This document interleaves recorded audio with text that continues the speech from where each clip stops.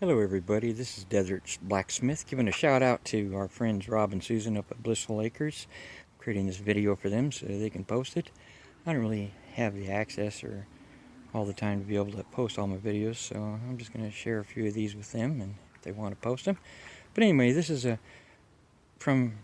different from a previous video where I was just beginning to build on the raised bed gardens. I'm about halfway through on it now, and I thought I'd show everybody.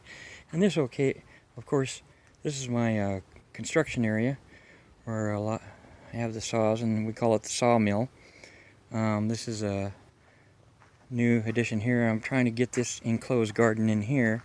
It's going to be somewhat of a raised bed garden, but it's going to be a chicken coop also. About 2/3 of the way over there, I'm going to be bringing down some more bird netting, as what covers this right now, and I'm going to be planting over along that wall right there.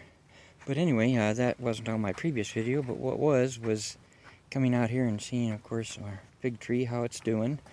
It's doing okay out here. I've got about 10 other ones that I've got growing in buckets. This here is my medicine wheel. Of course, this is our peace garden. So I come out and enjoy my mornings and evenings mostly with a nice cup of coffee or just speaking with nature. And we're in the previous video. This is my spirit tree here. First of all, this is where I get a lot of my spirit from the area and strength. Sitting here and talking to the below the tree, but this is where we had a lot of pallets before, but I've kind of built this up a little bit more and filled it more with biodegradables, cardboard, dirt, some stumps, and a little bit of old lumber that was worthless. But this is it here, where it's come to, and this will all be a raised bed garden, like over I showed you on the other